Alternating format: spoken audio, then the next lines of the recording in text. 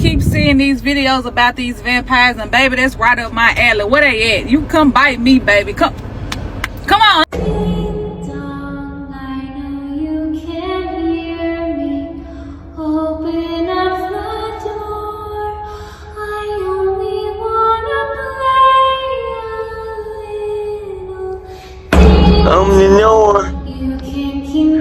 Open the door.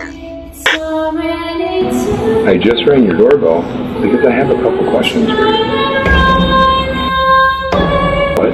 Are you sure?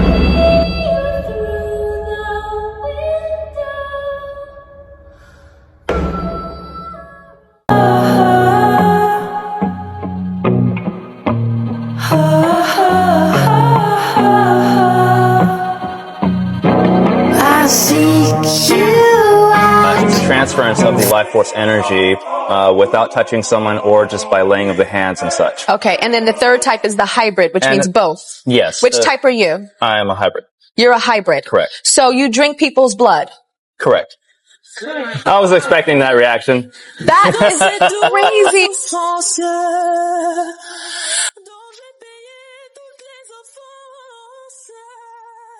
Écoute comme mon cœur est immense. Je suis une enfant du monde. Écoute comme mon cœur est immense. Apparently this video, there's a real vampire. I don't believe it, so we're gonna watch it together and see, is this real? Looks like a bat just flying around the dang room with me. Bat's in the corner. He's gonna trap the bat. Bruh? No. That can't be real. What? No! Get out of here! Let's talk about my hometown's vampire problem. Right here is the entryway to the vampire tunnels. And this is what it looks like inside. Over a decade ago, a girl was approached in a library by a group of strangers who asked her a series of interesting questions and eventually told her that she is the reincarnation of their vampire queen. She considered herself a bit of a social outcast, so being accepted by a group so quickly made her feel good. She went along with them into these tunnels to a place they called the house. The one time that she visited the house, she noticed that there was a lot of decrepit furniture, a lot of deodorant sticks. It was clear they were living down there. And then the group of about 8 to 10 started drinking each other's blood. She left pretty quickly. Since then, people have tried going down there to hunt these vampires down, but to no avail. Weirdly enough, new furniture swaps in and out with old furniture frequently. They're still there. There's a lady on TikTok talking about her encounter with vampires, so I may as well talk about mine. This New Year's Eve, I was driving Lyft, and I picked up an order, and it ended up being at like a place that used to be a church, but it wasn't a church anymore, obviously, if you saw the festivities that was going on. There were like people with cloaks and like dark hair and heavy eyeliner, and there was like a red glow from the building coming out. 4 guys got into my car. As soon as they got into the car, I felt a chill. And yes, it was winter, but it was a different kind of chill. I turned around and looked at them, and I immediately knew they were vampires. And it wasn't even just like a thought. It was more so a knowing. Before they got into the car, I was thinking like maybe they were devil worshippers because I had seen like a goat head and like the typical symbols that you see associated with that. But I was like, no, these are vampires. There were 2 brunettes and 2 blondes. They all had blue eyes. Not that that mean anything, but their eyes were almost hypnotically blue. They were so clear. You could see through their, like, not their soul, but I can't even describe it. Their skin was white, but not white like crayon white, but it was very pale, but it was not a pale like, you know, some like white people are like, oh, I'm so pale. Even like red, people with red hair, how pale. It was still a different kind of pale, because even regular people, when they're pale, there's still some warmness into their skin. Like, their skin looked cold. I don't know how to describe it, but it was more so the feeling of me knowing. Immediately, I start to panic. My heart is racing. I'm feeling like, is it too late to reject the call? Like, can I even ask them to leave the vehicle? And then I started thinking, okay, if I am panicking and my blood pressure is rising, then I'm like pushing more blood through my veins, which may mean that I may seem more appetizing to them. This is all stuff that's going through my mind. The man behind me, the blind, who was like in the middle, touches my shoulder, and immediately it's like somebody poured warm honey over me. Like, that is the calm just spreading down my body. It was like immediately I felt relaxed, almost like I was in a trance, kind of there, but like watching myself. I can't even really describe it. And I knew at that moment that I wasn't necessarily in danger. So then the guy is like, well, our car is only a few blocks away, which I could tell from looking at the app. And he's like, but before we get there, we need you to answer a question. And you have to think very carefully about this. So now I'm like, okay, this answer is going to determine if I go home to my children or not. And it could just be my imagination and like me jumping the gun, and he could have been joking, but it didn't feel jokey. So he's like, okay, well, we have 2 separate cars. How would you group us together? Who should ride with who? What?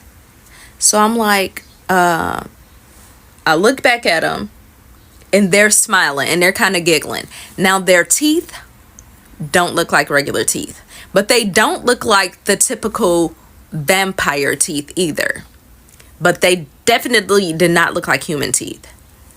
Their canines were a little bit more pronounced, but not in a dramatic, fake way. I can't even freaking describe it. And actually, if I had to describe them, to sketch them out right now, I couldn't even, because it's like they're a memory, but not like a typical memory, like a memory behind a memory. I can't describe it. But anyways, I knew it. I'm like, you're vampires. Yes. I heard the answer in my head.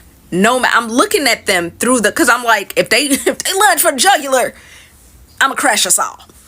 But I grouped the opposite hair colors together. And the guy said, well, why did you do that? I said, I don't know, it just felt right. He said, excellent choice.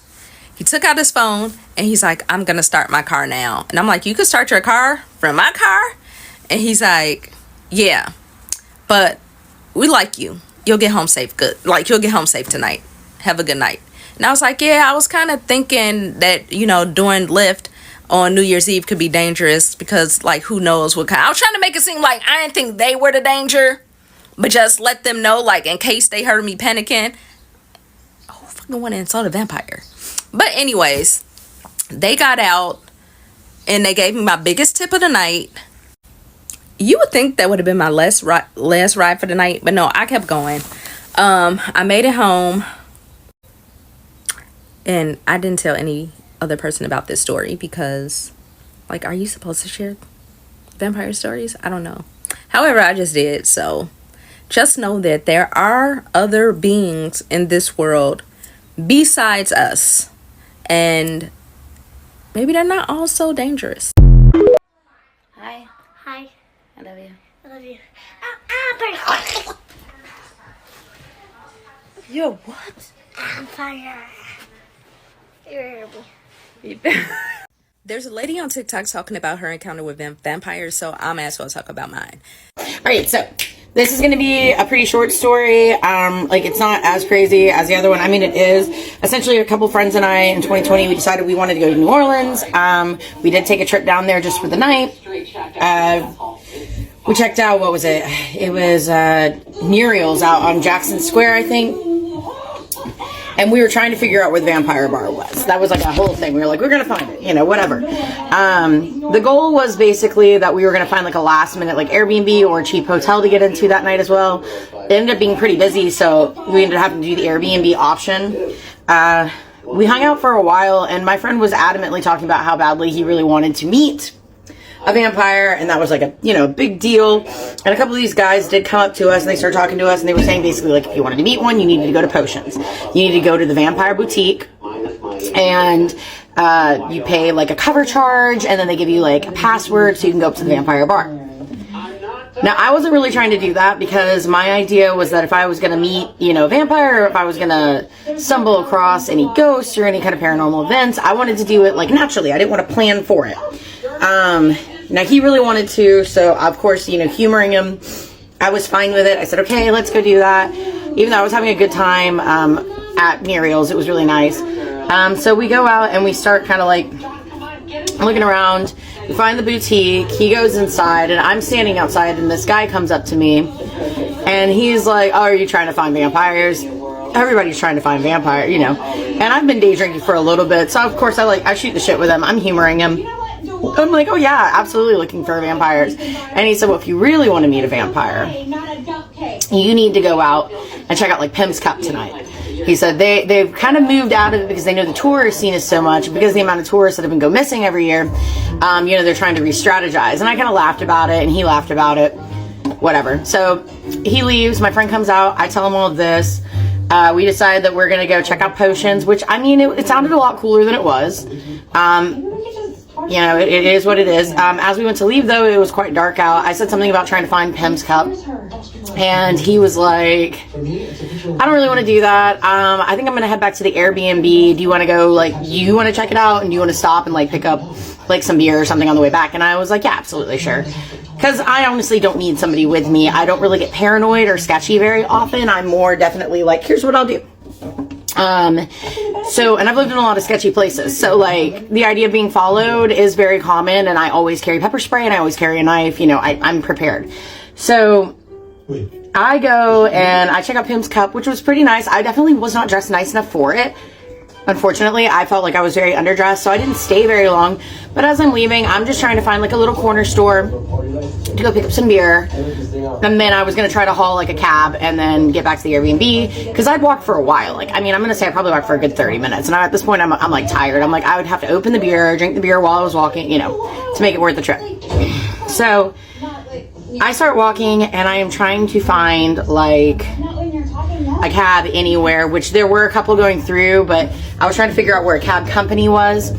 So I pull up my phone, and my phone is dead. And I'm like, great, awesome. I don't know how I'm going to figure out where I'm supposed to go.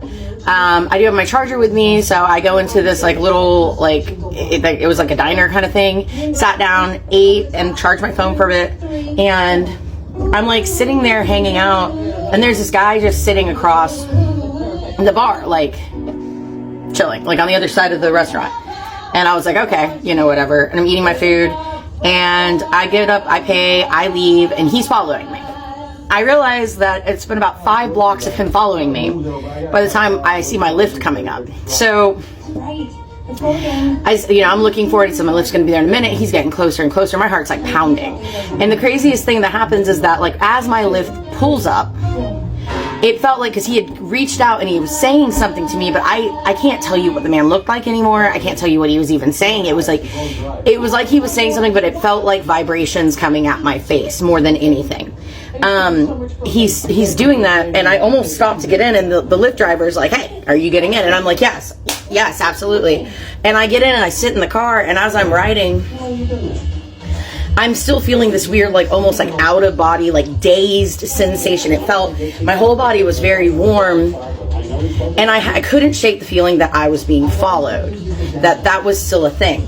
So he drives me around, and the guy even says to me, he's like, hey, La, you got to be careful about them vampires. They're everywhere. And I kind of laugh at him, and he kind of laughs at me, but he's like, seriously, he's like, when I drop you off, you need to go right into your house. Don't stop, don't talk to anybody. You go right inside your house. And I was like, okay. So we pull up, and he stops at the corner, and I'm like, I could actually honestly get out here. And he's like, no, I'm dropping you right here, and I'm going to watch you go inside. So he pulls up in front of the Airbnb, And I get out and I'm like, thank you so much. And I look, and that fucking guy, he's on the corner. He's literally on the corner, and my heart is pounding. And I'm like, okay, nope. And I turn around and I go up the stairs and I'm like putting the code in, and the code's not working. And I'm putting the code in and the code's not working. And I'm like, start panicking a little bit because he's walking towards me, and he's like, it's accelerated. Like, I can't even explain how, it's like almost like a blur at how quickly he's moving.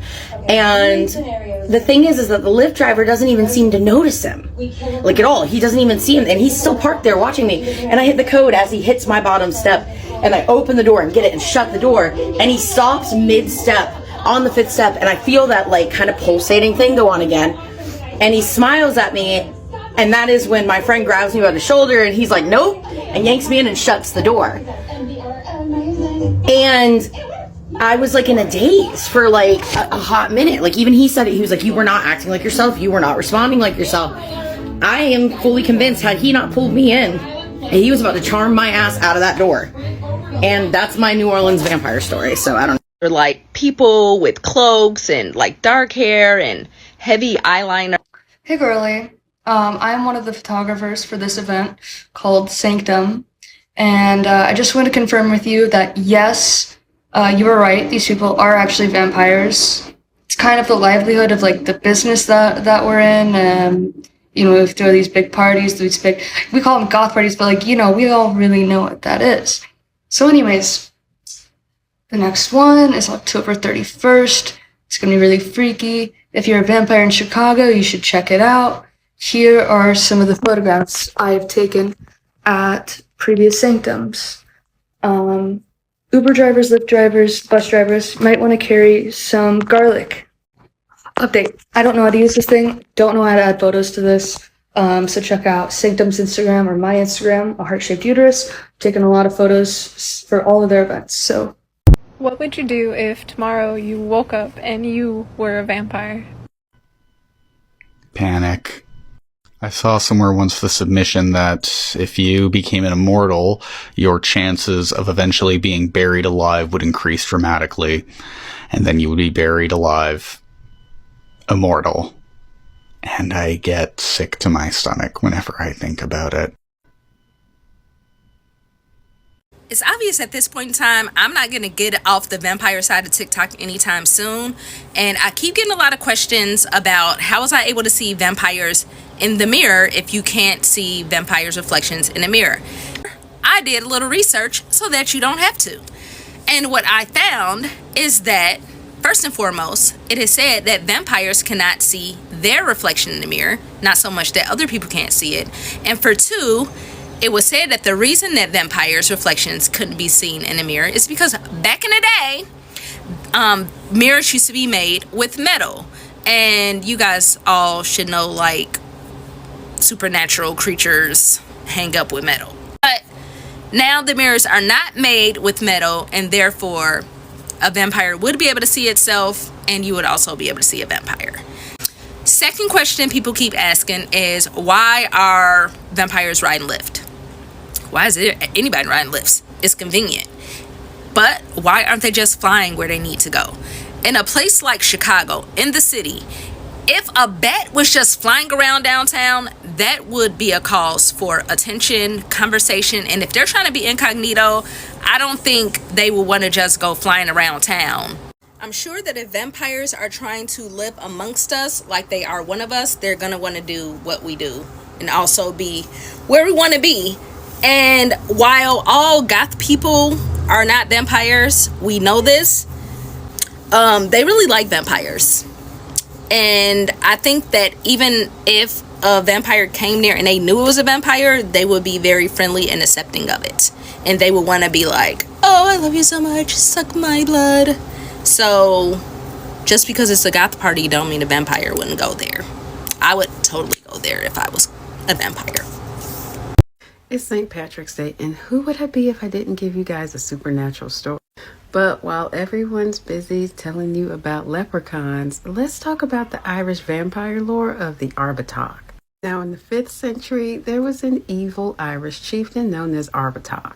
Now, he was a small-statured man known to practice some really dark magic, and because of this, he was not liked at all.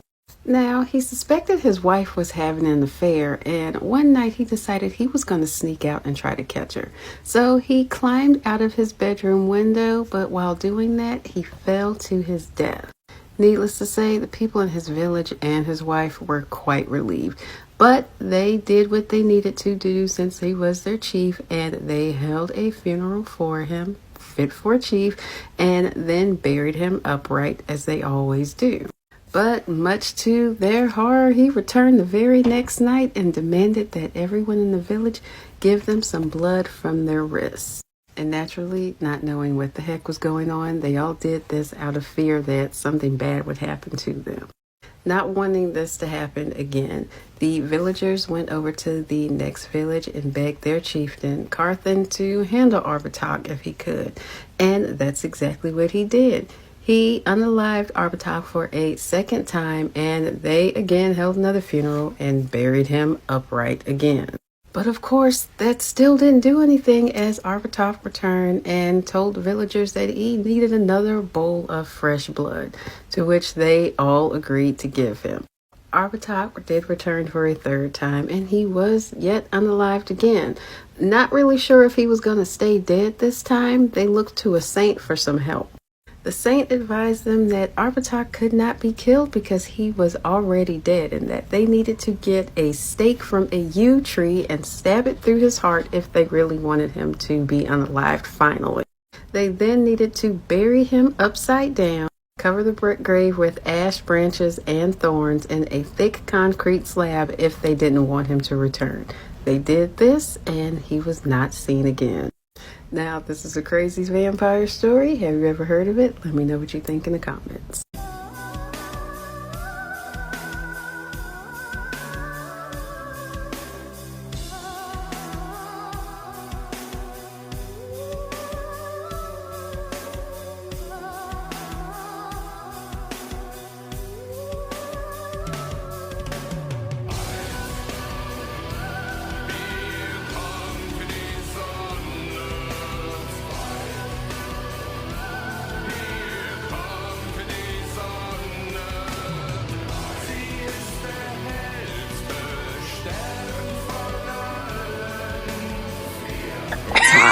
I've been seeing the videos about the vampires in New Orleans.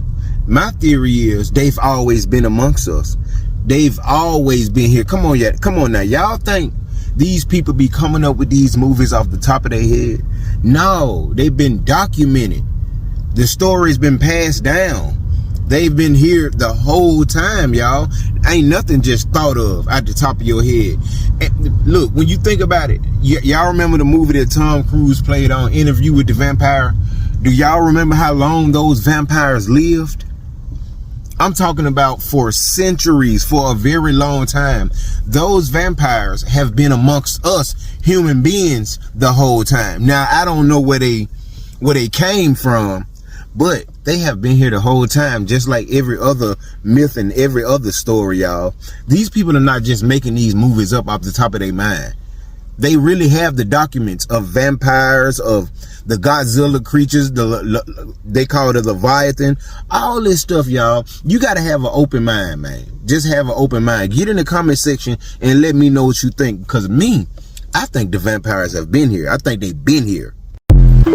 Grand Rising. So listen, I came across TikTok and I see a whole bunch of stories about people on how they met vampires in Louisiana.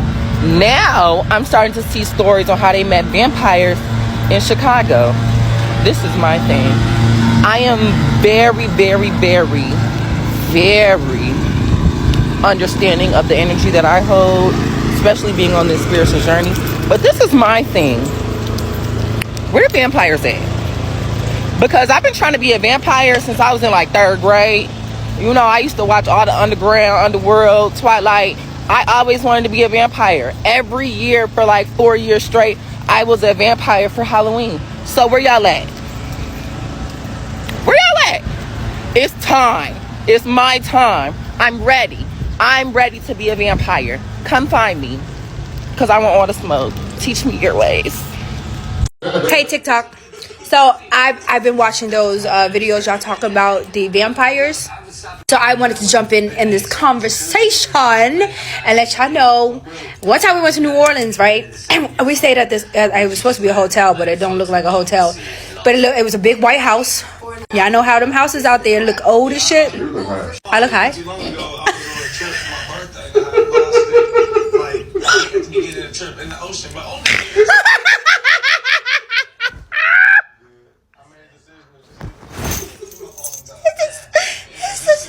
I just fucking snorted. I'm sorry.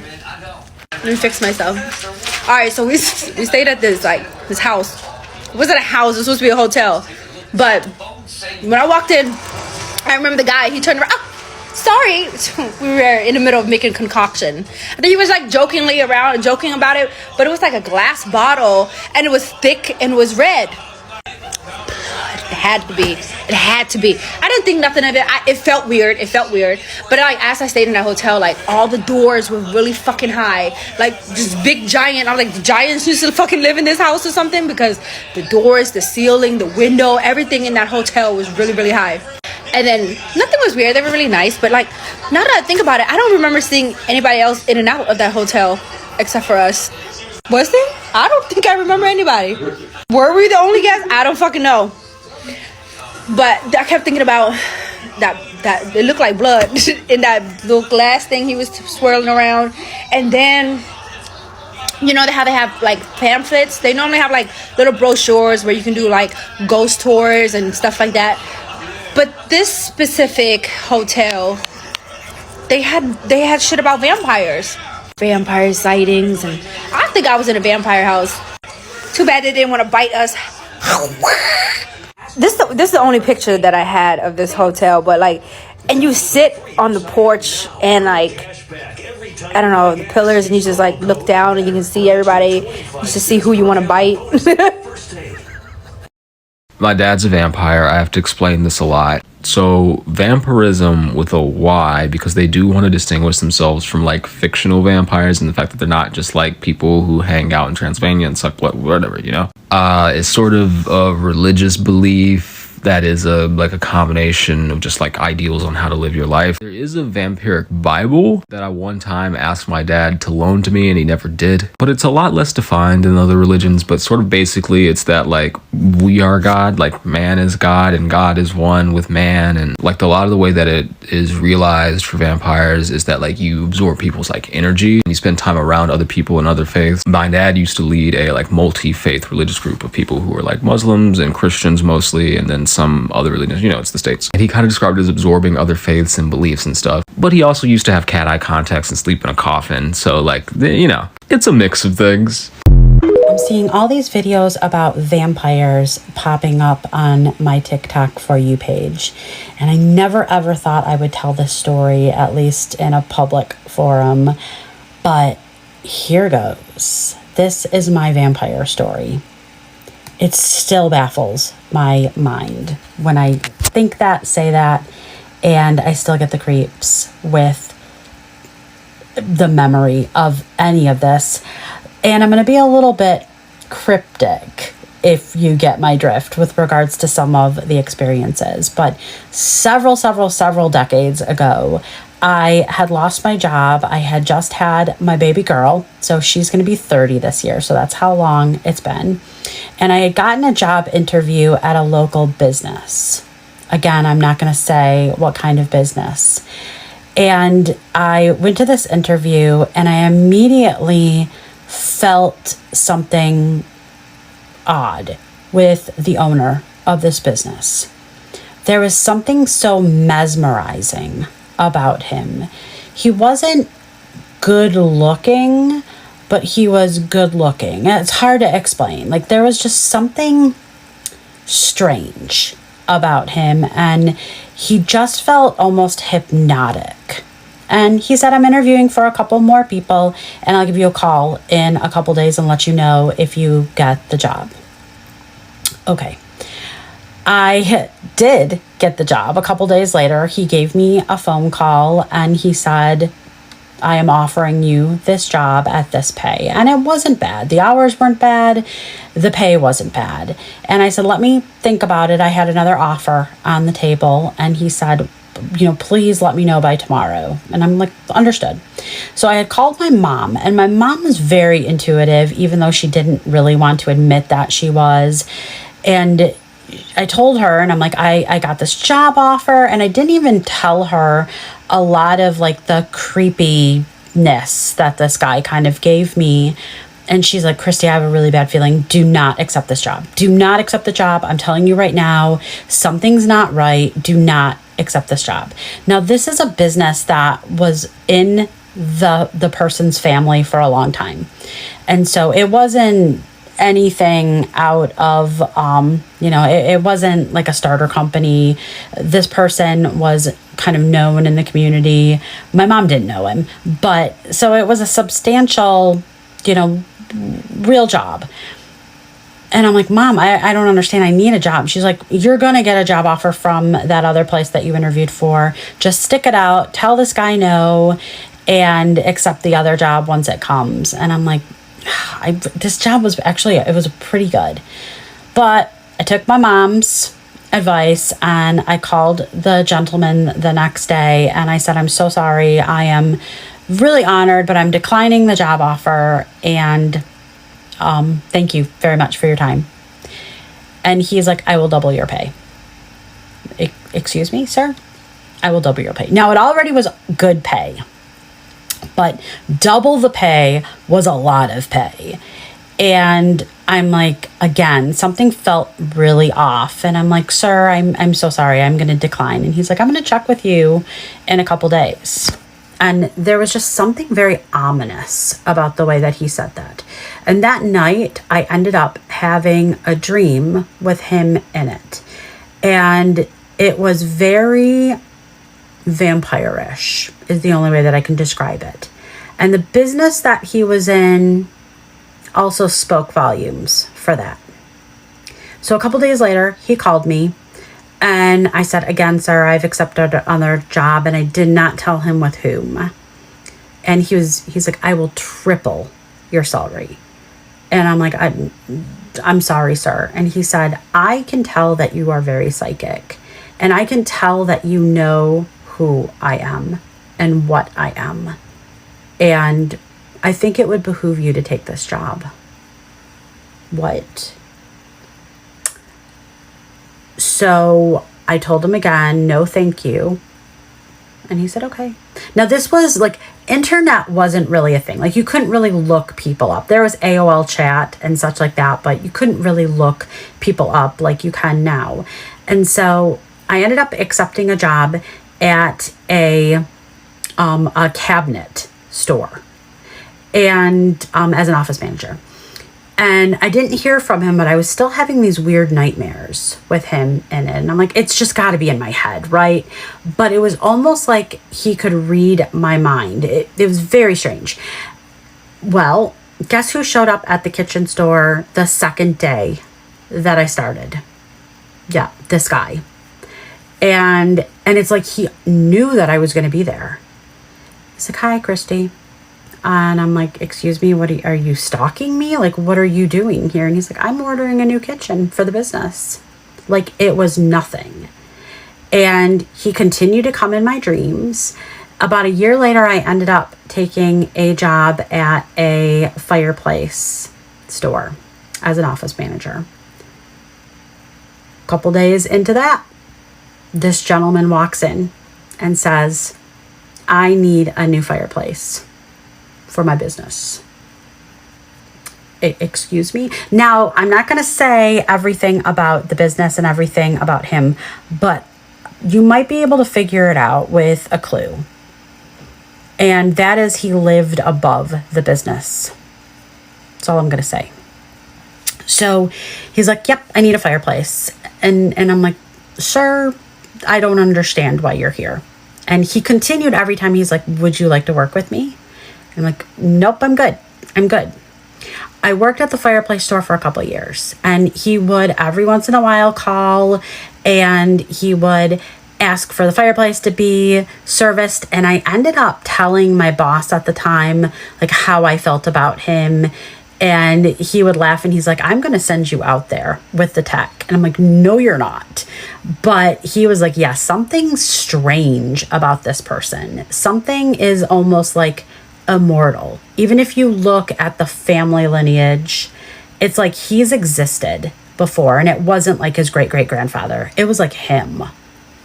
So I ended up quitting a couple years after that, and I worked for a school district. And guess who showed up at the admin office? Him. And in the meantime, he's still coming in my dreams. And every once in a while, he's still calling me and asking me if I want a job. And no. My mom had passed away. I'd gotten a divorce. I mean, we are eons into this. And I ended up running into him at a store, and he, like, do you remember everybody you interviewed like one time? Because he either has a really crazy memory, or it wasn't like a stalker. He just wasn't. That wasn't the case. It's just, again, it was very vampiristic. Is that a word? And so I ran into him, and he's like, "Hi, Christy." And again, he's like, "How are you doing?" And it was just very kind of Norman Bates creepy. I ended up in the job that I'm in now. I'm a professional psychic medium. I ended up having to go to a competitor of his to work on a case.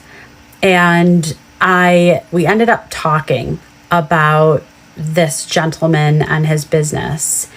And I didn't say anything, but the owner of this establishment went, just Christy, make sure you stay away from, because he's a vampire.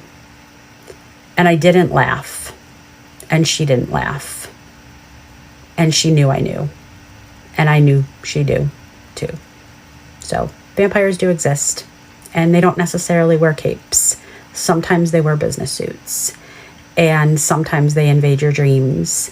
And I feel as if there's a possibility that my life at that time was a little bit crazy, and it was because of the psychic sort of like vampire energy that he was sending to me, because he was mad that I did not accept a job with him. I would love to tell you more, but I don't want to open up that can of bats. This is my vampire story part 2. If you haven't seen the first one, go back to it. It's a little long, and I tried to shorten it, and I guess I'm not really good at doing that. So I apologize. I was off of socials for a couple days, and I came back to all these comments and questions, and you guys are so cute. I love all of you, even the ones that think that I'm weird, because honestly, I think I'm weird too. And this whole experience was really weird. It really was. I got a lot of private messages asking me if I could tell them who this person was or what the business was, and absolutely not. I think it kind of gives power to it, and I'm even tiptoeing in some energy that I probably shouldn't be in, doing this story, and even trying to be as vague as I can be. And only a handful of people know who this person is, and I've kept it. So, the other thing was, I got a lot of, "Oh my gosh, did you think he was going to kill you?" And it's done in a very sarcastic, tone. And I don't know what his end game was. It would be something that only he could answer. But no, I never felt like he was trying to take my blood or take my life or anything like that. I do wonder if there was a psychic energy that we shared, maybe a past life, because as much as he wasn't like good looking, he was hypnotic, and he was just, I can't explain it. There was just something about him familiar. There was something about him that made me feel some kind of way, but not in a romantic way. And it was just, there was like a soul attachment maybe. So maybe he wanted some of the psychic energy. I've always been a psychic medium. I've always seen dead people. And I didn't at that time disclose it to like anybody, but my family knew. My spouse at the time knew. But I knew that he knew that I was, and he sensed that, and maybe he was as well, and he wanted to train me. I'm not sure. So I don't think that, he meant anything ill with the interaction. And obviously he was very persistent for several years to make it known that he was a presence around me. Has he come in my dreams, or has he tried to find me in real life recently? No, it's probably been about 10 years now. So it was about 20 years, 15 to 20 years of him popping up in my real life. So that's a lot. But it was never done in a stalker way. It just wasn't. I was asked if he aged. No. And the interesting thing is I have seen photographs of his family, the business that he owns, his family owned, and there's either a grandfather or a great-grandfather that looks exactly like him, almost as if they took his photograph and put it there. And yes, we can look very much like our relatives. I get that, but it's suspicious. And the other thing is I also had people in the same business that are very normal who kind of validated, exactly what was going on with it. Vampires are misunderstood. Let's say that. I used to have a podcast way back when, before podcasts were a thing. It actually wasn't cool back when I had a podcast. And I had interviewed people who were in the vampire community, specifically in Columbus, Ohio. And they gave, more information about what vampires were, and they're more of an energy than like take your blood. Now, there are some that's what they do, but there's more that learn how to use and abuse energy and to sort of suck that energy. So at the time I had just had a child, and maybe that was enticing to him because I had that child. And honestly, maybe there is something ill about that, and he knew I had just had a child. So again, I'm not sure what his end game was. What blood type am I? A positive. Yeah. And what were some of the other questions? I'm trying to remember. I have never used his business. I will never use his business. My close, even my kids who are older now, I have told them, don't use their business. Don't ever use their business for me. Just because of my interaction. Do I regret not taking that job? A little, maybe a little. My curiosity, peaks every once in a while. My mom, who, like I said, was very intuitive. My mom was actually blind, but my mom was super intuitive. And when I tiptoed in the waters of possibly accepting that job because he had offered me a lot of money, she flat out told me she would never talk to me if I took that job. Now, the other thing is the job was administrative. I was going to be an accountant and do some other administrative work. And I'm probably giving hint to what this business is a little bit, but there was some notice that I might have to be there at night alone, in the dead of night, alone, sometimes. So we, I talked to my mom, I talked to my spouse at the time, and I had gotten another job offer that was not as great, but felt safer. Until he showed up to buy kitchen cabinets. So there was that. What other crazy? There was other crazy. Again, everyone was like, well, why couldn't you protect yourself? I was a baby. I was all of like 25 years old, 20, about 25 years old. And I didn't know how to protect my energy. I didn't know how to protect myself even in sleep. I didn't know how to do that. So now I do. And maybe that is why I haven't had interactions with him or any dreams with him. So there was that. But that is my story. And that's a true story. It's a crazy story. I believe in you guys. Take care. Hey y'all, it's Fat Girl Freestyle here. I just woke up from the weirdest dream. It is 1:56 in the morning. I don't even have my glasses on, so forgive me for squinting. I'm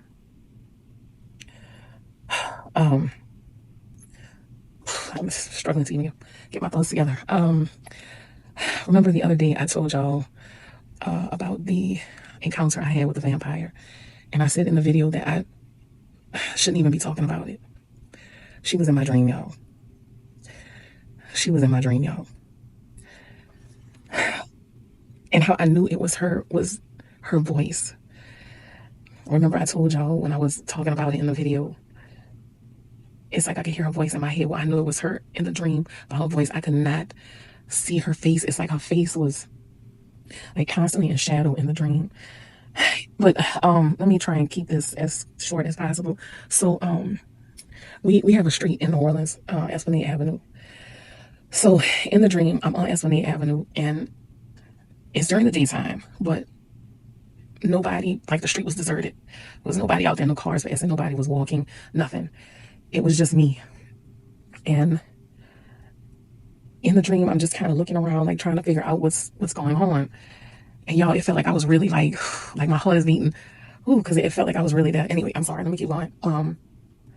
So I'm walking down Esplanade. Like I said, it's daytime, but the street is deserted. Nobody is there. It's just me. And I'm just kind of walking, looking around like and I can feel myself trying to figure out what's going on, because it was almost like I know I'm supposed to be in my bed sleeping, but why am I here right now kind of thing. And I heard a woman calling my name, like Kimberly, Kimberly, like that, but from a distance. And I started looking around, and in the dream I'm like, hello, hello, but nothing is coming out. Like there's no sound coming out of my mouth. Like I hear my voice in my head saying hello, but there's like no sound coming out. So I hear this woman calling my name, and I could not resist the urge to walk towards the direction that the voice was coming from. I could not resist the urge. So it's like I'm being almost like something is in my chest, like pulling me towards where this voice is coming from. And I'm not even walking. And y'all, I know this sounds so crazy. I know this sounds so fucking crazy. But in the dream, I'm not even walking. It's like I'm floating towards this woman calling, Kimberly, Kimberly. I'm just floating towards her. I can't stop myself. So I'm getting closer, and the voice is getting louder. It's still soft, but I'm hearing it louder. And that's when it hit me. And in the dream, I'm like, oh, it's her, it's her, it's her, it's her. Like that's what's playing over and over and over in my mind. It's like, it's her, it's her, it's her, it's her. And she's steady calling my name, Kimberly. And I'm just being like pulled down Esplanade towards the sound of this voice of this woman who I told y'all she's an energy vampire. This is so fucking crazy.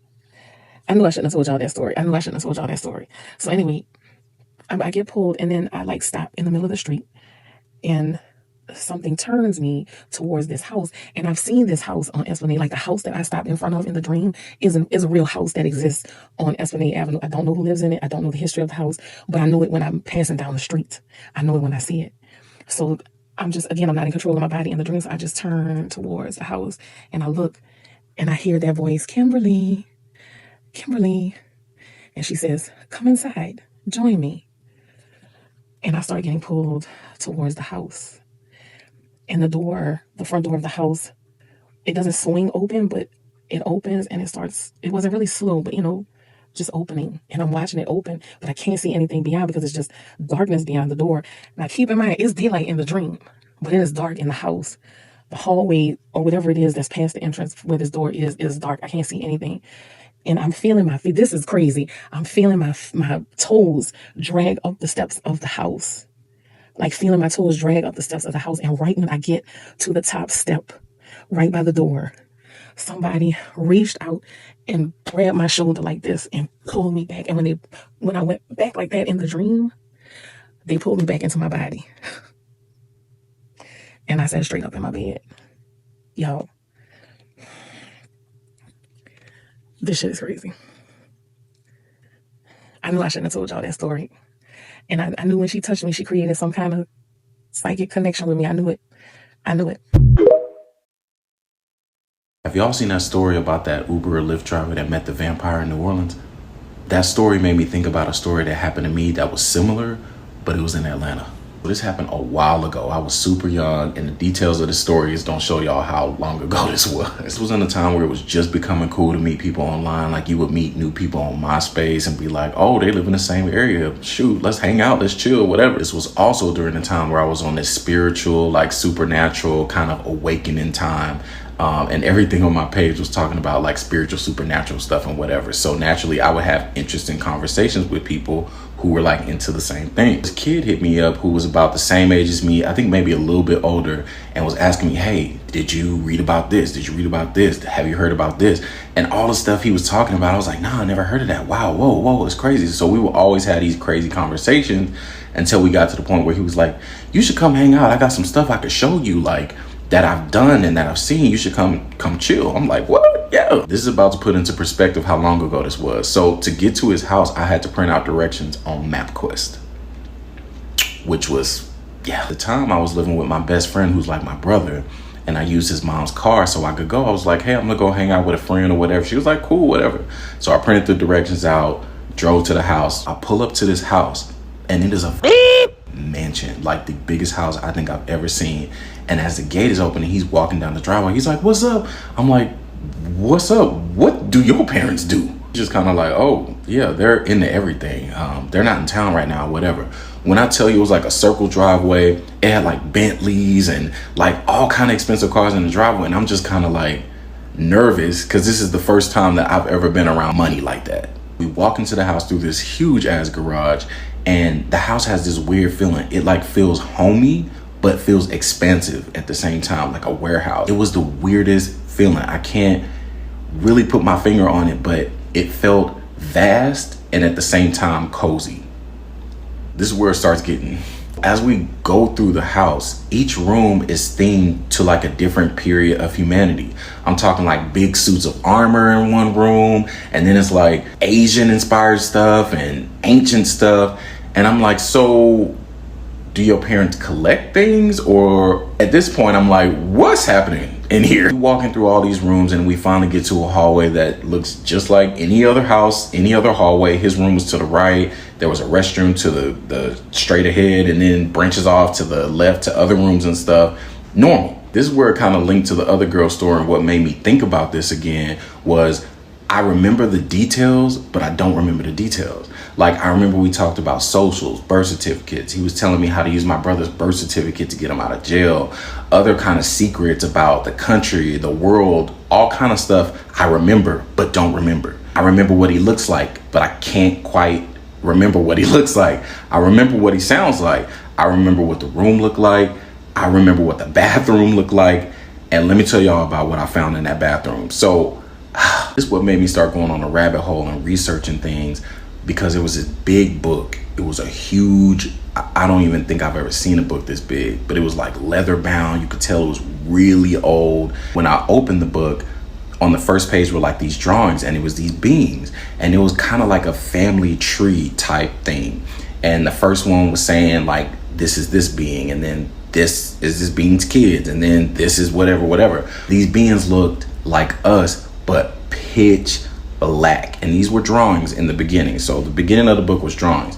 They were pitch black, like the color black.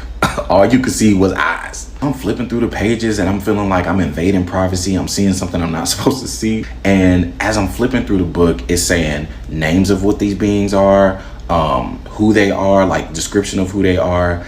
It was like biographies, but very short descriptions. And I can't really remember details, but I do remember as the book got further, it became less of drawings and more of pictures.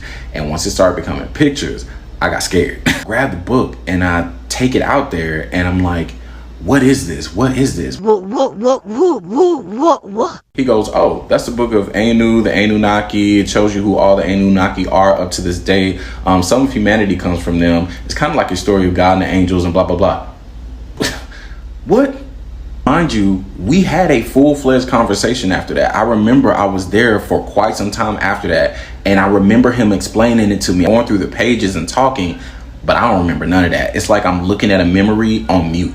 I came to it and I remember getting back into my car, and like immediately after I left, I called my brother while I was on the way and I was like, you'll never believe this, blah, blah, blah, because we were both on this supernatural spiritual journey. I'm like, he said this, da, da, da. My brother's like, I want to meet him. I want to meet him too. I'm like, yeah, I think, yeah, you can meet him too. In like hours, I've been gone for, I don't even know how long. And I'm telling him more and more stuff about the stuff I remember. And he's like, I want to meet him. I want to meet him. I'm like, bet, I got these directions I printed from MapQuest. Let's go tomorrow. I'm sure he's not gonna carry his parents out of town right now. This is where it gets all the way crazy. So the next day, we followed the directions that were printed on MapQuest back to that same place. We get there, it's an open field.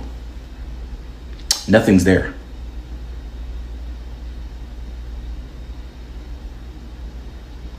Have y'all seen that story about that Uber or Lyft driver that met the vampire in New Orleans? That story. This original upload was by Tio, and I needed to make a response, and I hope this gets back to him, because if what he's saying is true, we actually had a very similar experience to each other. I met a man named Vincent, and Vincent told me that he came from a very special family, a family that you would consider to be similar to a vampire, but not quite a vampire. Now, this was a phase of my life where I was going through a lot of negative things at home, and I was definitely having some cries for help. And this man came online, sent me some money, and then he gave me some really good life advice. And then he offered me to come meet him. And I was a minor. This was risky. I was at a point in my life where I didn't care, and I just went and did it. So you nailed all the details of what they were like, what the house was like.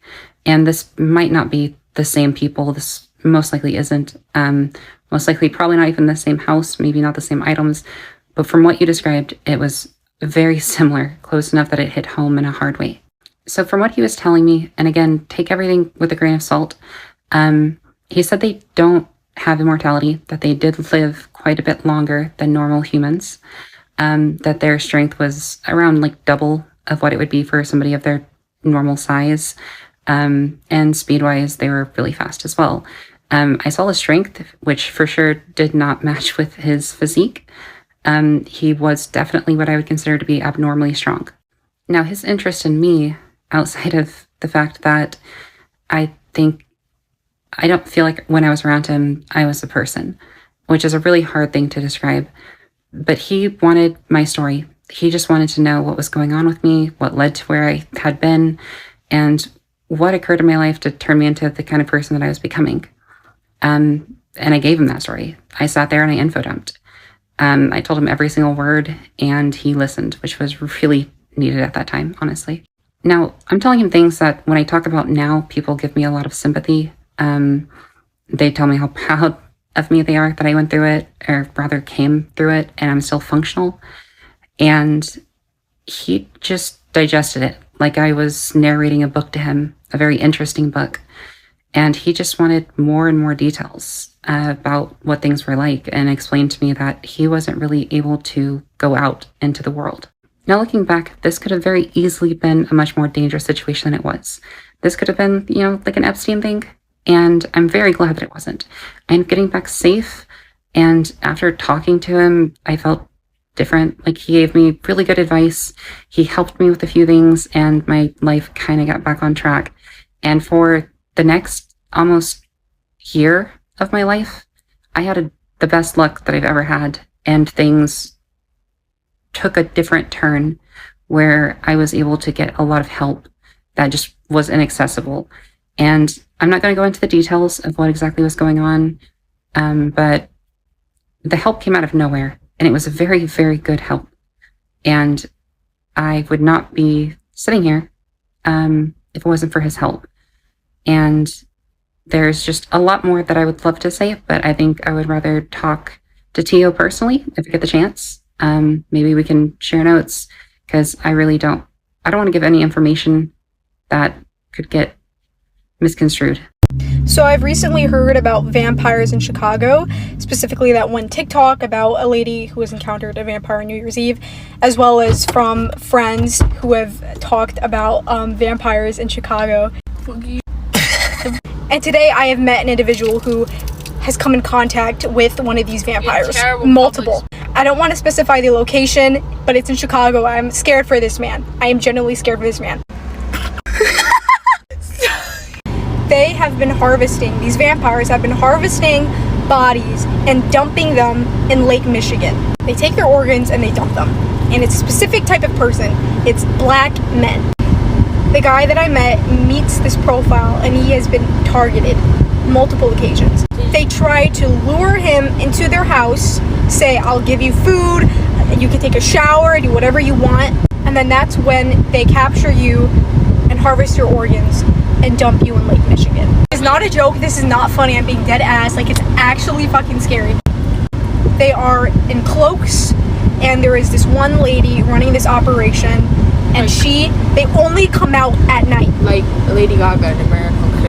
She has fangs, only comes out at night, and controls these group of vampires. Lady Gaga! So there's proof that vampires are real. I've never been more excited to talk about something in my entire life. Let me take a sip of my water real quick before we get into it. Let's get started. One of the things I remember when I was younger was I had an obsession with mythology, specifically vampires, werewolves, all that type of stuff. Or would that be considered cryptids? Cryptozoology? Continuing on. When I was younger, I used to watch this show, Truth or Scare. The show featured Michelle Tracham. Some of y'all may know her as Ice Princess, or Regina on Gossip Girl. Anyways, in the show Truth or Scare, there was the legend of the first American vampire, Mercy Brown. Mercy's mother and sister had gotten sick with tuberculosis, then she followed and her brother followed. However, she died before her brother. Townspeople believed there was a vampire in their family, so they dug up the bodies and found that her body was perfectly fine and well preserved. But she wasn't a vampire, she just had tuberculosis and she had just recently died. Now from there I ended up watching a couple more documentaries, which explains that whole situation. There are some American vampires still existing today. Seattle, I'm calling you out, but there is a reasonable explanation for it. Come back for part 2. So there's proof that vampires are real. Just to quickly recap, in my first video I talked about the first American vampire and also how they do still exist today, but not in the way that you think. So there are people that do worship vampirism. So they do drink blood from people and people are willing to give up the blood. Seattle.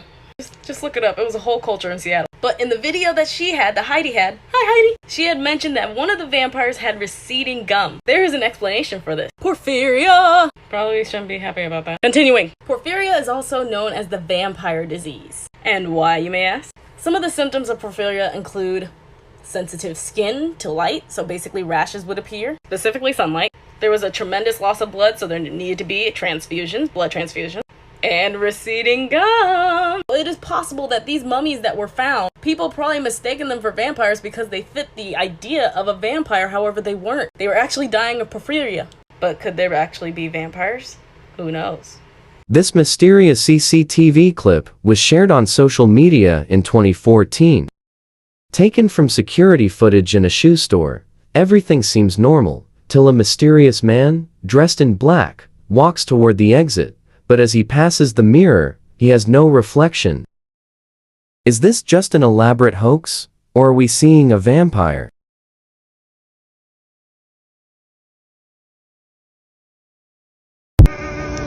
My name is Jordan and this is Jackass. You know, when I woke up this evening, I did not have a lot of expectations for how my night was going to go. I haven't heard or seen a raven come in from the Vampiric Council. The werewolves in the park are finally calmed down and we have an uneasy alliance. Minus one thing I'm dealing with in Europe, I thought I was going to have a relatively quiet night. And then I see this. Just 2 months ago, I reiterated that we have one rule. One very simple, okay, it's an extensive amount of rules called the masquerade, I understand that. But the point is, we have one rule. Don't reveal yourselves to humans. It's the easiest rule to follow. Why? Why me? Just why? So yesterday I posted a video about how I met 4 vampires New Year's Eve in Chicago. And I want to respond to a lot of comments I had because I described the scene when I pulled up to the location, which was a church that has obviously been revamped to be some kind of event space. And everyone's like, oh, you thought they were vampires because they were goth? Because I said that when I pulled up, like, people had on dark cloaks and like makeup, and like people had a goat head on a stick, and I saw people like carrying like the 6-point stars. And so I was like, damn, did I pull up on some devil worshippers or something? That's initially what I thought. That does not mean that the 4 men that got into my car looked like that. They were not dressed goth at all. They did not look like those people. In fact, they stuck out like a sore thumb. In fact, they weren't like standing there when I first pulled up. When I first pulled up, I checked the scene, and that's when I was like, damn, should I leave? Because I don't know what's going on here. This looked crazy. But when they walked up and I saw them just in regular clothes, looking like old money, actually, I felt a sense of relief. Because I was like, oh, okay, these motherfuckers, like, they weren't even a part of this. So it wasn't until they got in the car and I felt the energy shift, and then I didn't even really, when I felt the energy shift, I still just, start like pushed the ride and went on the ride.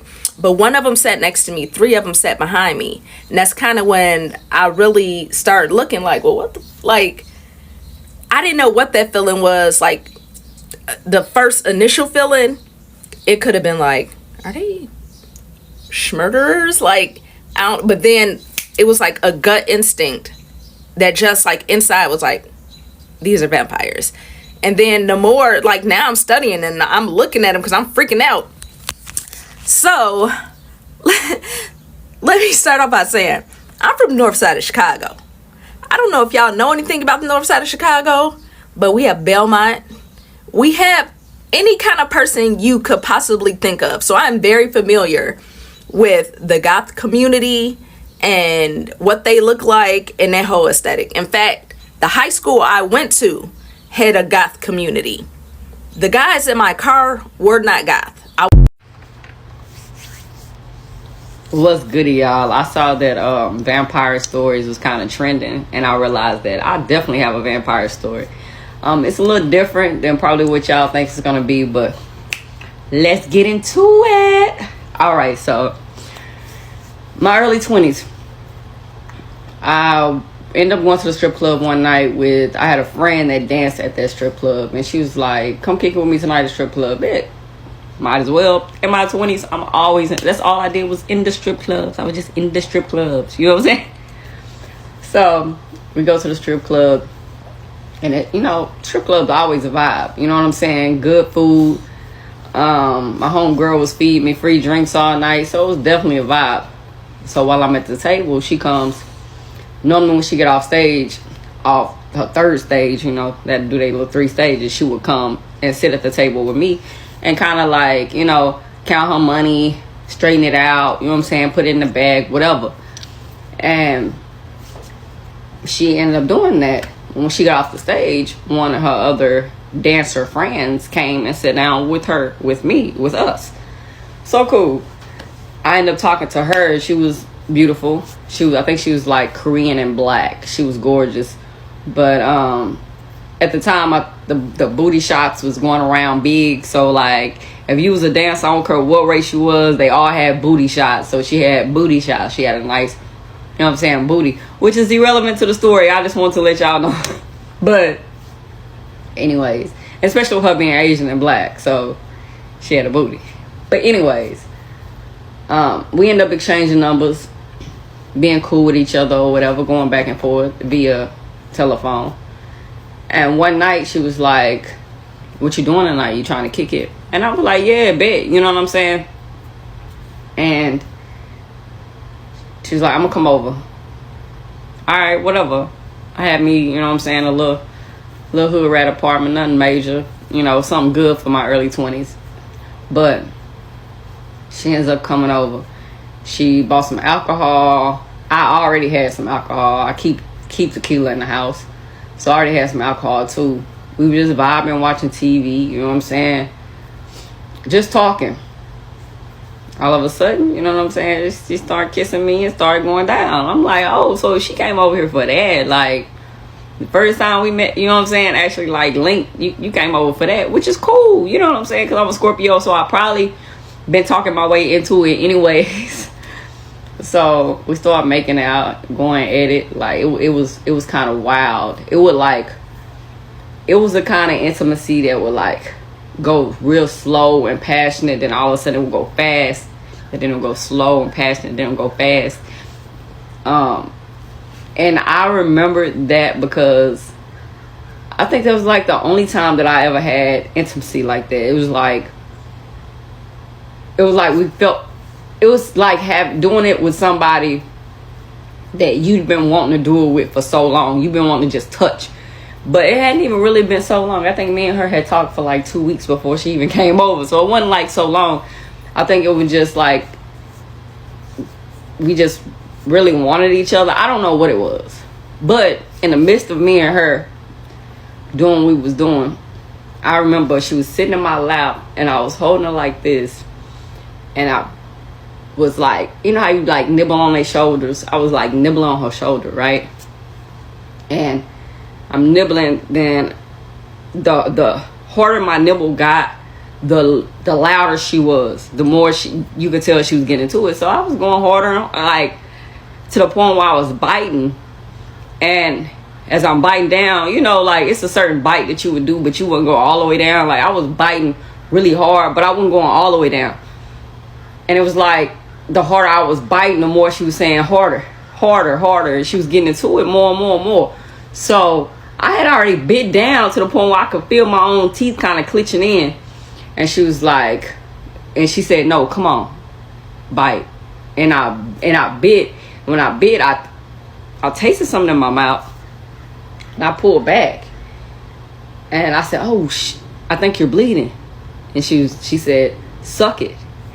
And y'all, early 20s, just wilding out, you know what I'm saying, on some whole next level. I started sucking, and like I probably sucked up for probably about 5 minutes, y'all. I probably sucked for like 5 minutes, so it's just like really just getting in my mouth. I'm really just drinking her blood at this point. And oh my god, I can't believe I'm even telling y'all this. Anyway, so we end up, she got up and she's like, oh my god, like that was the best I've ever had. Like she just was talking, just kind of hyping my head up, you know what I'm saying? Like my head would get a little bit. And but at the same time, I'm like, I'm gonna have to go to the hospital. Like I'm gonna have to get tested, you know what I'm saying? And that night she ended up leaving. She ended up going home, which she lived probably about an hour and a half away from me. She stayed in some small town outside of Dallas or whatever. But me and her talked on the phone her way home. And mind you, like by the time everything was over, by the time she made it home and everything, it's probably like 5 o'clock in the morning. Y'all, I just stayed up. Like I couldn't sleep. And the next day I had to go to work. I had to be at work by 8. And I never slept. But I wasn't tired either. Like I wasn't tired. I wasn't tired. And even when I got off work, I think I got off work at like 5 or 6. And when I got off work and I made it home, I still wasn't tired. Like I could not sleep. And she ended up calling me and wanted to come over the next night. You know what I'm saying? Like, and mind you, I still hadn't had no sleep. So in my mind, I'm like, no, because I still got to go to work still in the morning. And we about to go into a good 24 to almost 48 hours with no sleep. And she wanted to come over again. So she came over again. Y'all, almost the exact same thing happened. And that same thing happened for probably about a good, I'm gonna say 3-4 months. Like the same thing will happen, like 3-4 months. And We never went out doing a date. She would only come over to my house at night. Like, I would invite her to kick it with her, go on a date or whatever. She didn't want to do none of that. She just wanted to come over at night. And I think I went almost 3 days without sleep before I actually got tired. And I don't know, I just kept feeling different. Like, I wasn't really tired. Water felt different to me. Food tasted different. I didn't even really get hungry. Like, I went hungry. Like, I probably lived off of her for probably about a week before I actually I longed for food. Like, I wanted food. We messed around. Okay, so I'm gonna say the first 3 months, the same thing would happen. But after 3 months, she started to come over like, well, on some weird stuff. Like, and I'm saying it like I ain't weird at this point. But she came over on some weird stuff. Like, she came over one time and she was like, I bought some perfume that attracts vampires. And I'm like, what? Like, and I don't know. I don't know. It just, life was different for me then. Like, she would come over and we wouldn't even, it got to the point the sexual part didn't even exist. She just wanted me to bite her. And after about we messed around for about 6 months. After about them 6 months, I was done. I was tired. Like, I was tired. I just didn't want to do it no more. Because I don't know, like, it was a high that was almost like an addiction. That was turned into almost an addiction. And I knew I had to cut it off. But we still cool to this day. We still cool to this day. We stopped after about a good 6 months, realizing that was just our relationship. And sooner or later, we both will want more. So let's just go ahead and cut it off. You cool. We good people. And we having fun. But that's my vampire story. Me and Venom. Now here is where we get into the creatures I get most questioned on. Here are primeval vampires, the original form of a vampire that dates to proto-human species tens of thousands of years ago at least. As far as we know, this is where vampires come from. This was some kind of curse or infection that could afflict, like I said, those primitive humans. And from what I've read, it seems that the modern vampire is the work of warlocks or sorcerers trying to recreate this in a form that they can better control to increase their own power. Now, after many years of that, this is what they would become. This is an elder recluse vampire. You can see that it started to take on features similar to the primeval, the pointed ears, the animalistic bone structure. That is apparently something that would happen to almost all types of vampires as they got into very advanced age, because like I said, it is believed that all of them were an attempt to recreate these, the primevals. Here is a younger captured regal vampire. These would hunt in high society, almost in broad daylight, except it would be at night.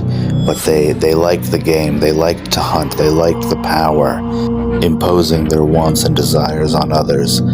Think terrible narcissist megalomaniacal addicts, viewing human beings as nothing more than prey. A giant vampire bat? Oh no. The remains of a giant vampire bat was found from 100,000 years ago in an Argentinian cave.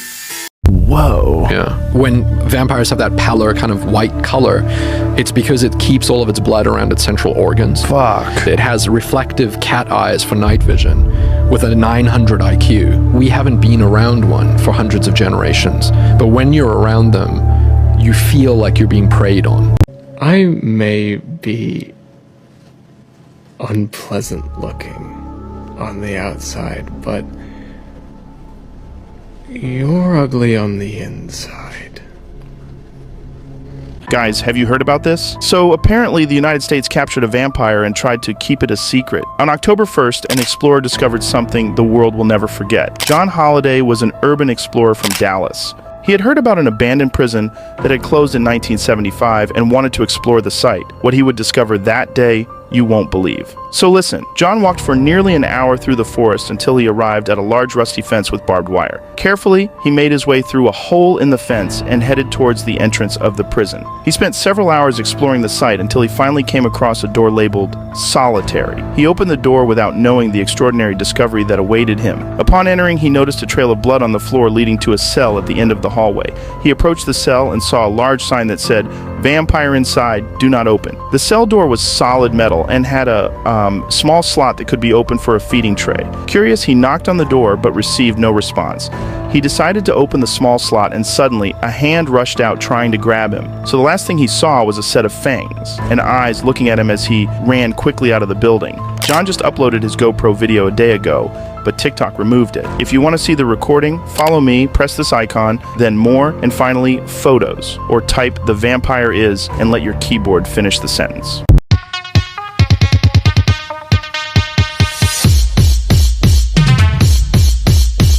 How does it feel? Now, I thought this sounded absurd at first, but just hear me out. So in New Orleans, there were actual living vampires. In the 1930s, two brothers, John and Wayne Carter, were sent to jail for murdering 9 people. But the weird thing is, all the people they murdered were drained of all their blood. Not only that, after these two brothers died, their bodies mysteriously vanished from their funeral. And a lot of people still say that they see them till this day. But it gets weirder. In 1984, 9 other people were drained of blood again in the same area. I would also like to mention, in this specific area, the missing persons rate is very high. Something isn't adding up here. What do you guys think? Are vampires real? Let me know down in the comments. I'm Vlad. I am a mighty vampire. My fangs were removed due to numerous killings in the America 62. I come here for vacation for 1 week, I have some fun, and next thing I know, I am in jail. I thought this was free country. Turns out that is a lie. In Transylvania, it is common practice. I had 666 killings in the last year alone back home. I like to kill in even numbers. It is weird quirk I have. And also, it is very fun to kill one person right in front of their best friend, and then the best friend says, "Oh, please spare me," and I say, "Oh, I will think about it," and then I kill them too. I still drink human blood. I just cannot use my teeth anymore. The guards, they give me blood in paper cup. Sometimes from blood drive, sometimes from volunteers. I have many fans. Shout out to the impalers. I see you. I got a gift from an impaler just recently. Let's see what it is. Oh, it is me. I suppose I have the American law system to thank for not killing me, though your methods of killing are very cute to me. I find electrocution tantalizing. There is not much to do here in prison. I'm used to stalking the night, burning homes, churches. I'm your typical guy. Behind these walls, I've taken up the painting. What you're about to see is my depiction of the sun shining bright in the sky. I've not seen the sun in a few centuries, so the best I could do. I think it is very good. How do they keep me locked up? Holy water is on every surface that is not my room. The guards, they bathe in it. At night, they project a giant cross into the sky. So when I have my 15 minutes of fresh air, I cannot see where I'm flying. It is disorienting. I have hit many a wall. I hit the walls a lot. But I will escape. Matter of time. Richard Chase fully believed he was a vampire, and after, in December of 1977, he killed 51-year-old Ambrose Griffin, things got really, really bad. The home of the pregnant Teresa Wallen was unlocked, and Richard Chase stumbled upon it. In his brain, as a vampire, he believed that the unlocked door was his invitation to enter. A plus Z equals 7? Anyways, he shot her 3 times like he did with Ambrose Griffin, and then he stabbed her multiple times with a butcher knife, pulled out her organs, and drank her blood with a yogurt cup. And this isn't even as bad as his murders get. Evelyn Maroth was home with her 6-year-old son Jason, her 22-month-old nephew that she was babysitting, David Ferrara, and a friend/neighbor, Dan Meredith. Richard Chase found their door unlocked, and they were all murdered. Brutally. Dan was found in the hallway with a gunshot wound to his head. His car keys were also taken. Evelyn and Jason were found in Evelyn's bedroom. Jason was shot twice in the head. Evelyn was partially cannibalized. He ripped out some of her organs, some parts of her were missing. There was a failed attempt to remove one of her eyes, and he did some unthinkable things to her body afterwards, and also drank her blood. However, the young David Ferrara was still missing. A neighbor saw Richard Chase speed away in Dan Meredith's car and alerted authorities. They were able to trace his fingerprints and Evelyn's blood back to him. When police entered his apartment, they found containers of human brains in his fridge. And a few months later, the decapitated body of David Ferrara was found behind a church in a box. Chase pled insanity, and of course it wasn't granted. He was sentenced to death via gas chamber, which apparently was still a thing in the 70s. Never should have been a thing to begin with. Sentenced to death. No one in the prison he was at liked him, the inmates, that is. And they would taunt him and bully him and tell him to kill himself, and he did. He overdosed on the anxiety medicine that the nurse's office at the prison supplied him with. Yeah, that's a lot. A controversial question for you guys. Do you think Chase could have been helped if someone had just recognized the struggle he was having mentally? I mean, he was diagnosed with paranoid schizophrenia, and he slipped through the cracks of the system multiple times. What do you guys think? Debate it in the comments. There's a vampire cult in Kentucky, and you need to know about it. Let me rewind. You might have heard about the vampire cult murders, but I bet you didn't know about the connection it has to the LBL, the land between the lakes. For context, the leader was raised in Kentucky, Murray County to be exact. He immersed himself in a vampire video game so deep, he started to believe that he was a 500-year-old vampire named Visago. Visago's cult meetup spot was an abandoned structure in the LBL that they dubbed the Vampire Hotel, and they threw all kinds of parties and rituals there. The story gets weirder and darker from there, so grab your passport and your sweater, because this one's gonna give you chills. Can someone explain to me what's going on with the fucking vampires? Like, all over my FYP, it's been vampires are in New Orleans, vampires are in New Orleans. That makes sense. That makes sense. That is a spot that I would be like, yeah, there's fucking vampires there. That seems reasonable.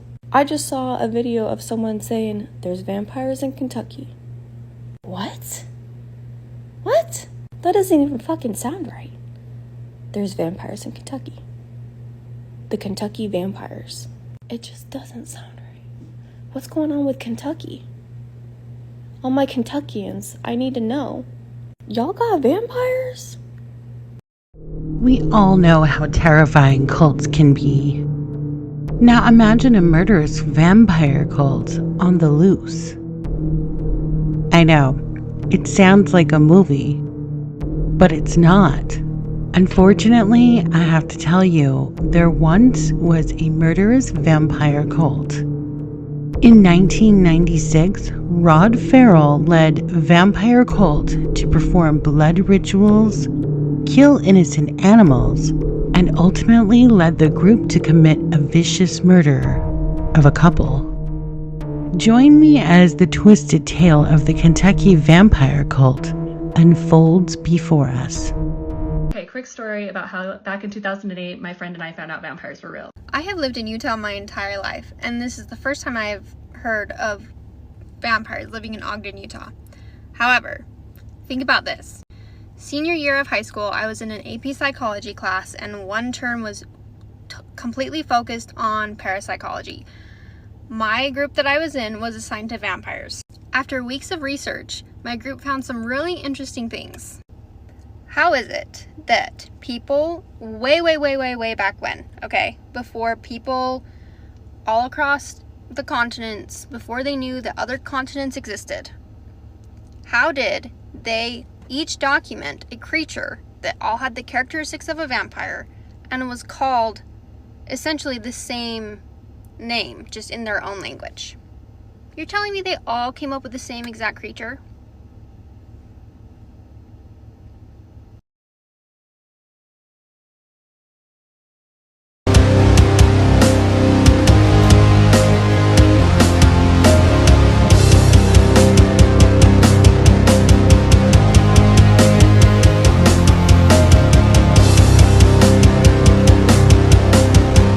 Vampires in New Orleans are going viral right now because of the Uber driver down here that claimed to have picked up a real vampire. I lived in the quarter for 3 years. I've seen a lot of crazy shit. One year, my dad, my boyfriend, and I, we booked a vampire tour, and our tour guide starts telling us this story about how in 2006, 2 men were found in a hotel room with all the blood drained out of their body, and the suspect was never found. Our tour ends at the Dungeon. Now, the Dungeon is a famous bar in New Orleans that's known to be like a vampire hangout spot. Whatever, I don't believe in that shit, right? Like, I'm at the bar trying to get a beer. So while I'm at the bar, I notice a woman at the end of the bar talking to a man, and she is in full vampire gear. She's going like to guy, so I'm assuming like she's like a vampire lady of the night. I work in a club, like I know the hustle. So my dad is at the jukebox, and she walks over to my dad, and she puts her hand on his back while he's picking out some music. While her hand is on my dad's back, she looks back at me, and y'all, I cannot make this up. When she stares at me, I freeze. Like that paralyzing feeling that Uber driver in New Orleans said, that was the same thing I felt. I felt like I couldn't move. And her teeth looked just like mine. She gave me the most sinister look. And all of a sudden, her teeth retracted, bitch. Like, I ain't ever seen no type of shit like this. This was not no Party City dentures, bitch. She went. So I noticed my man beside me too froze because he see this shit. And I run and get my dad because he has no idea what's going on because he's still trying to pick out his song. I said, we're getting the hell out, and I just saved your ass from a vampire.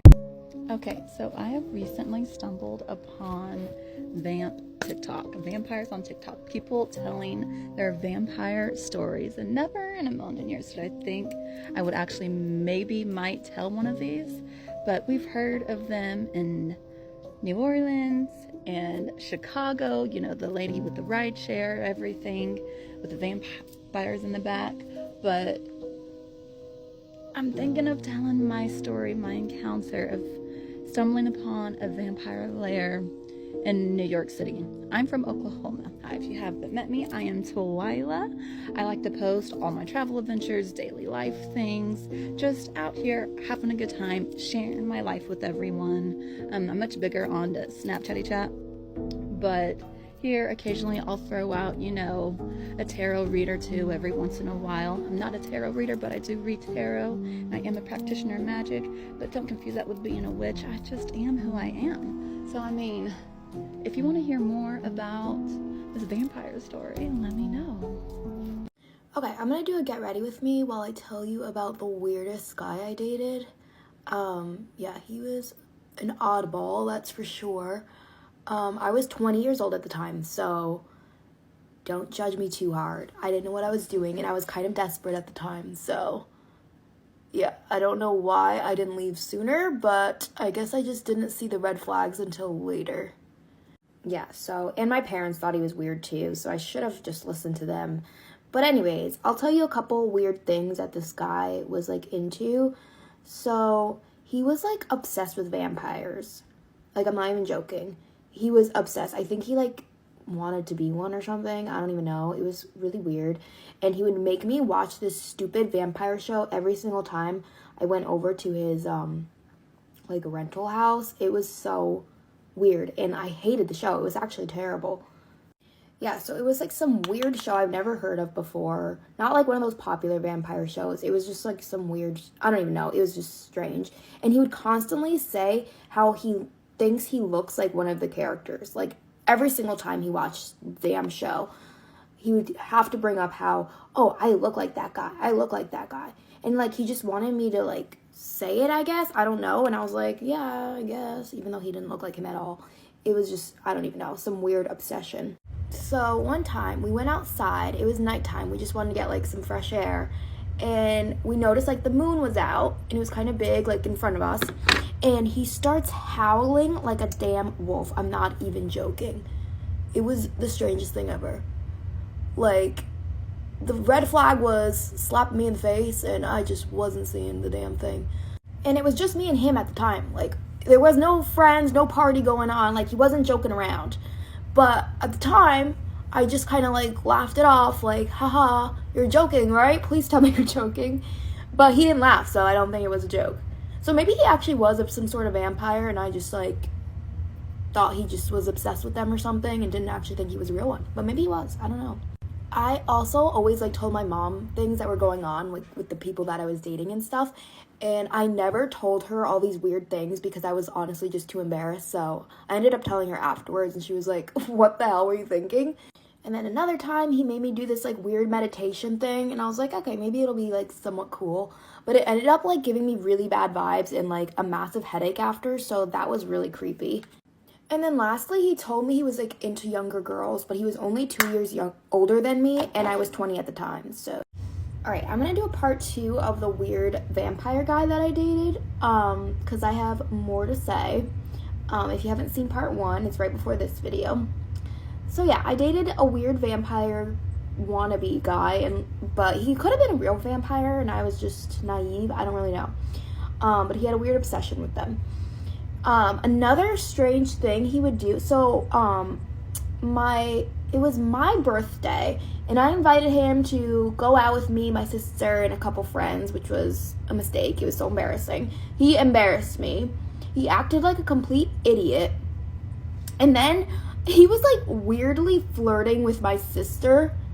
And I was like, hello? It was just so uncomfortable. And she had a boyfriend at the time and he was there too. And it was just like so awkward and so embarrassing. I'm like, what the fuck are you doing?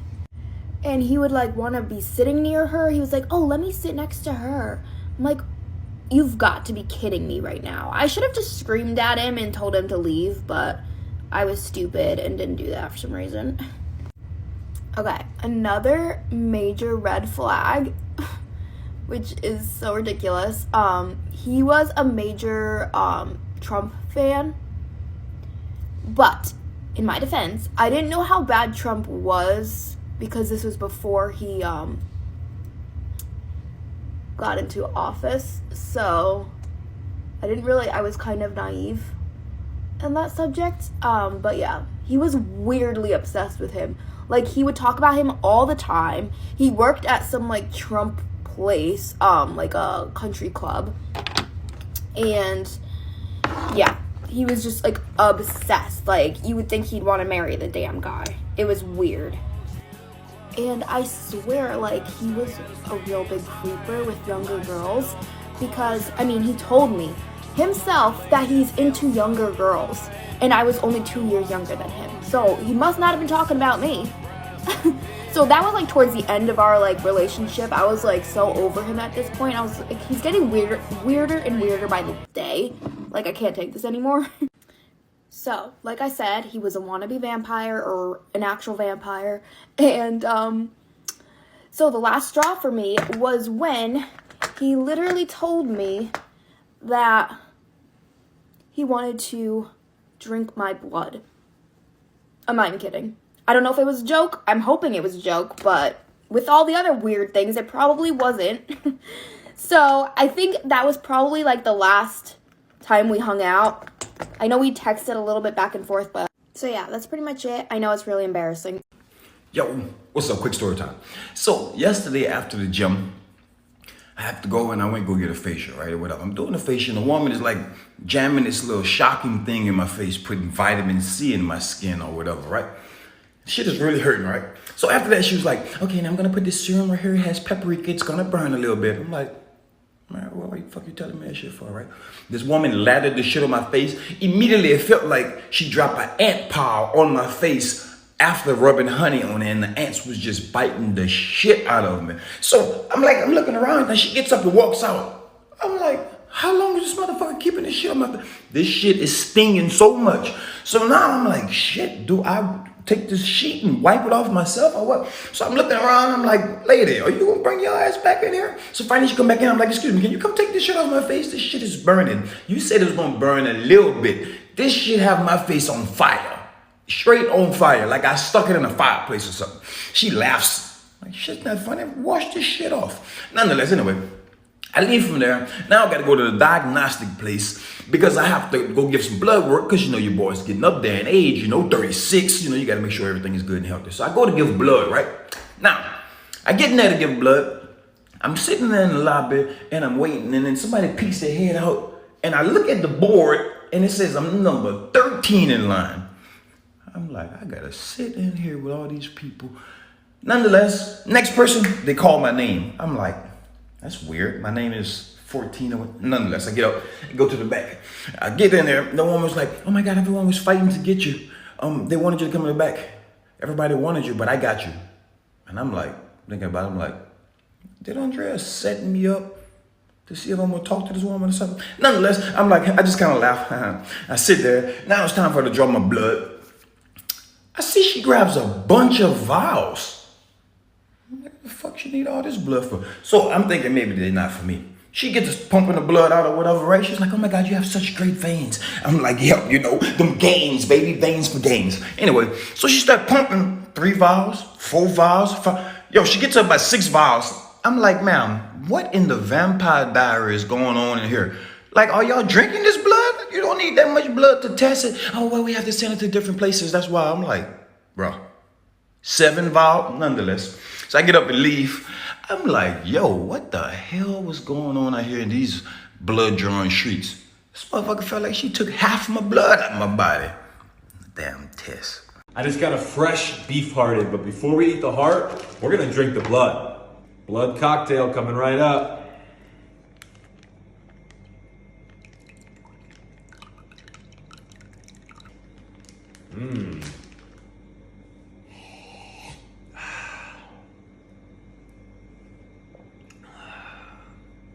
Cheers. There are a lot of reasons that I did not enjoy Memnock the Devil. Most of it stemming from, like, this was literally just Bible fanfic with Lestat as, like, the audience, as, like, the self-insert. But what really got me was when we get to the end of the book and he's fleeing from hell, essentially. And he comes lying down into the legs of a woman of God who is on her period, and he does the vampire thing. Annie baby, why? Why did you write that? Why did you write it in so much detail? Why did you write that? Why did I read it? Do you know what vampiric magic is? Do you know what an energy vampire is? Have you ever thought about working with vampiric energy? Did you even know that you could do that? Well, I told you guys I was going to be coming back to YouTube, and I just finished uploading a video about energy vampires and vampiric magic. The basics, getting into it, the 101. There it is. Right there. We are going public. If you need help navigating to my YouTube channel, there's the YouTube button and the Instagram button in my profile. My YouTube is linked to the YouTube button. Go check it out, you guys. Vampirism is like Satanism without the irony. And in some funny ways in which that like empath thing is turning right now, it's a little bit like that too. Where on a base level, it's kind of about like energy and man themselves being God, and the sorts of like, do you feel energy when you're around other people, and do you absorb that energy from people? And then is like the higher you go, it's more like, it's like, all right, on a base level, do you feel energy when you're around other people? It's like, can you detect other people's energy? Do you gain from other people's energy? Then it's like, do you think that psychic powers exist? And then it's like, do you think that immortality exists? And like the further along you go with it, the more sort of ethereal it becomes. But yeah, But as he got older, it became less about like the aesthetic, because I mean he started in like the 80s and 90s, so, and more about like him studying other religions, and sort of like it became very like Unitarian in practice for him. But yeah, he doesn't sleep in a coffin anymore. Facts about real-world vampires. First and foremost, they absolutely do drink human blood, and they cannot subvert this with animal blood, the only known means being magical in nature. Another fact is that there are multiple subspecies of vampires, some drastically different from others, some so much so they may even be considered another type of creature. The majority of vampires have no trouble going out in daylight, though they vastly prefer the night. However, those referred to as elders, the rare few that undergo such a transformation, cannot. Similarly, most types of vampires would have no trouble entering your home without permission, and those that do bear this weakness often have means around it. The only known universal aversion, not even really strong enough to call a weakness, is a strong distaste for silver. They will avoid its touch, and weapons cast in this metal seem to have a stronger effect against them. It is also the genesis of the myth that they cast no reflection. This is only true in silver-backed mirrors. The majority of them, however, do also bear weakness to what I call true faith, and this is not specific to Christianity or even Abrahamic religions. It includes people's own personal faith as well as true prayer objects, items that have been used for real prayer for multiple years. This most dramatically affects those referred to as elders. The more social varieties seem to bear a glamour effect that causes people to see them as similar to others they already find attractive and powerful. In the modern age, they would likely seem reminiscent of a celebrity to you. And finally, they themselves come from a previous type of creature or curse. Massive, monstrous, bat-like creatures that predate human civilizations, believed to have been from a tribe of cursed or possessed ogres, Neanderthal-like proto-human monsters. Part 2 coming soon.